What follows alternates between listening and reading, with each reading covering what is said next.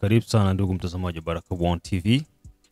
Ni Rajab Wakili Kabonga, the one and only town DJP. Tuko majira ya saa 6 ambako tutajadili mambo makubwa mangapi, mambo matatu. Kwanza kauli, tuzungumza kuhusiana na mapigano ambayo yamefanyika Fizi kati ya wazalendo dhidi ya FRDC, na pia jinsi maeneo ya Zibira wazalendo walivyowakunguta magaidi wa M23 na kufanikiwa kuchukua gari la aina ya Land Cruiser ambazo wanazitumia kwa ajili ya kusupply mambo yao ya kivita. Na pia tutazungumzia kuhusiana na ujio wa gavana wa Ituri kurudi Ituri, na ndani ya hii pia tutakwenda kusikia baadhi ya kauli ambazo zimetolewa kulingana na gavana wa Ituri, huku ujumbe mzito ukitoka kwa mtoto wa Yoweri Museveni kwamba atamuondosha gavana wa Ituri. Mambo ya hatari sana. So tuko na watu ambao wana support vipindi hivi vyote ambavyo mkunasikiza: Dieudonné Butoto, King Sele the only one king, na pia Asimwe Baguma Samuel kutoka Czech Republic, akiwa support Baraka One TV, na pia ndugu zetu wote nyinyi wote ambao mko mnatusikiliza, bila kumsahau Biondo Kilamba Mawe, bila kumsahau pia Mzee Statement, bila kumsahau King Sele the only one king, bila kumsahau pia Kiza Saluma Shaka Ayamba, Ramakei from Afrika Kusini, pia Ankis Kandeke, Dafeza Daletesia, wote hao wakiwa kunasikiza Baraka One TV. Sasa kumbuka kwamba Operation Saidia Muzalendo bado iko inaendelea, na ikiwa bado hujaungana na operation hiyo, kwa hiyo una kila sababu ya kuungana na Baraka One TV ili uweze kuwa miongoni mwa wale watu ambao watakuwa wanapata matangazo yetu kila tu yakiwa tayari, basi unaweza kuyapata kwa muda mwafaka.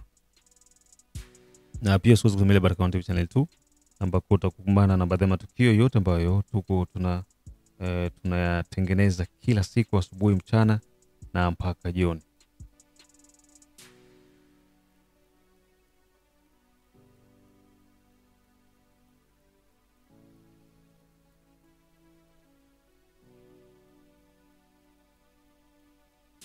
Sasa kwanza ile swala la Mboko, nini ambacho kimetokea Mboko?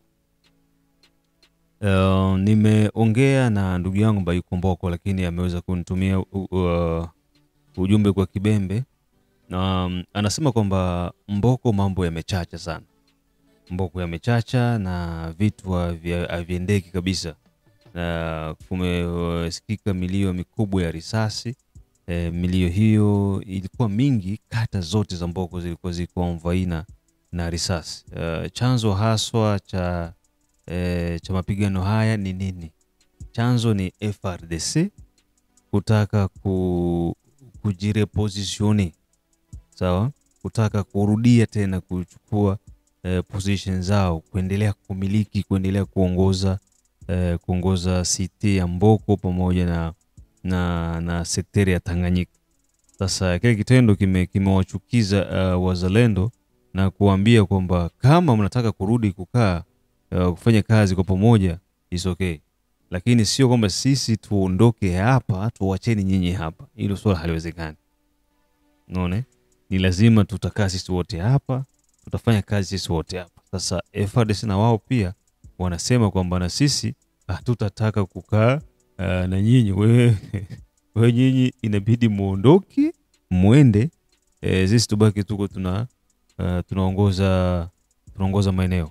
Sasa ni kitendo ambacho wazalendo hawakukifurahia na wakasema pana haiwezekani, ni lazima tutumike wote, na kama mtaki kutumika na sisi basi nyinyi ndio mtaondoka hapa. So mambo yakachanganya na watu wakaanza kurushiana risasi. Kama unavyojua, askari chakula chake cha kwanza ni risasi, na baada ya hapo ndio wakaweza kuleta panic, watu wakaanza kukimbia, watu wakajifungia majumbani mwao, watu wakashindwa kufanya activities zao, donc mambo yakawa paralyzed, na hivyo ndio hali ambayo iliweza kutokea maeneo ya Mboko. Sasa hebu kwanza tusikilize ujumbe huu wa ndugu yetu, licha ni wa Kibembe, lakini nitakuja kutafsiri anamaanisha nini.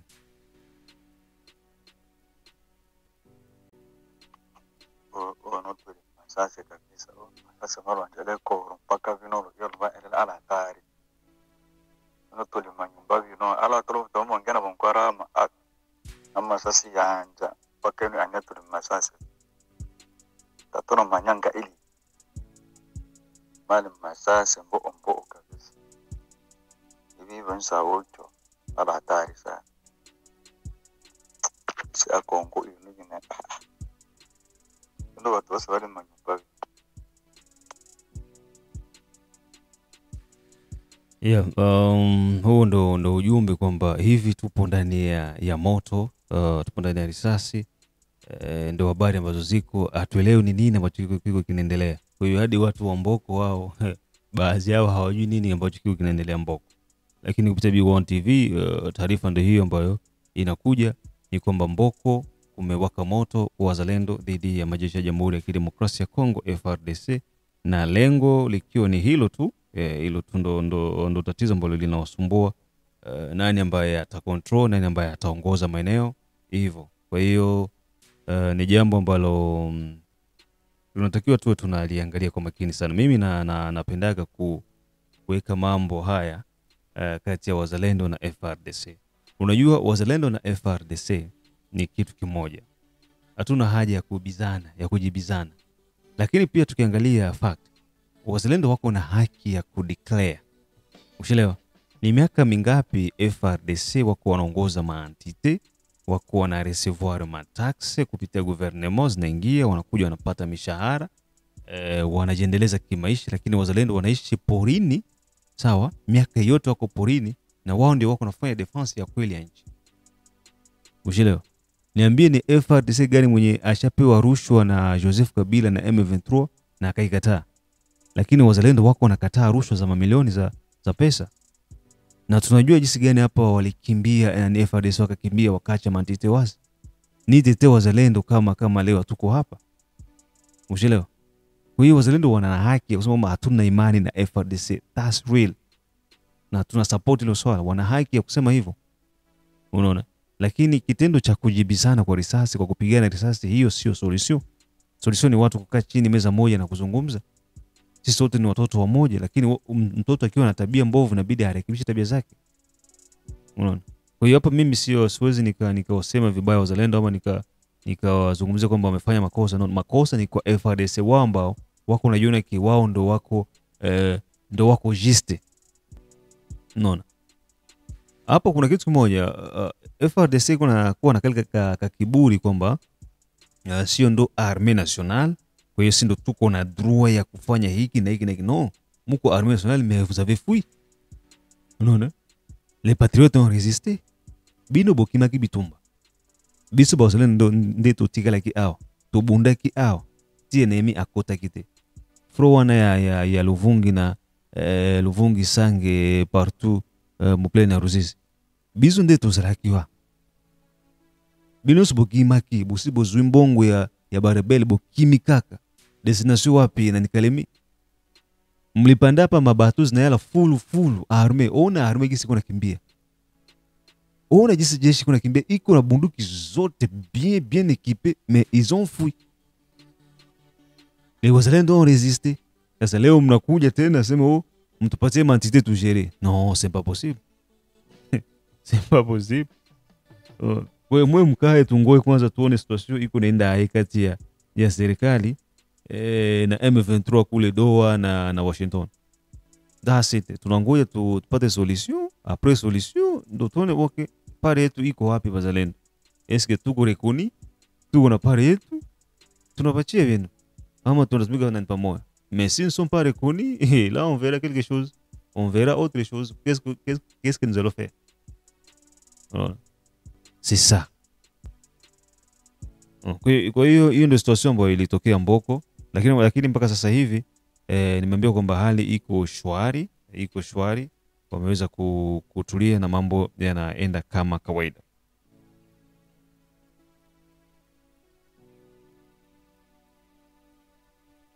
So ukijana na hili swala maeneo ya Nzibira wazalendo wameweza kufanya kazi kubwa ambako wamewakongota magaidi wa M23 na wakafanikiwa kuchukua gari aina ya Land Cruiser ambayo walikuwa wanaitumia kwa ajili ya harakati zao za kusafirisha wanajeshi wao, chakula tusa. Hii ni kutokana na nguvu ambazo wazalendo waliweza kuzitumia na kuonesha kwamba wao ni wababe na wanaweza kufanya mambo makubwa kwa ajili ya kuendeleza kutetea taifa la DRC. Ni Baraka1 TV na kipindi ni maelezo pamoja na habari.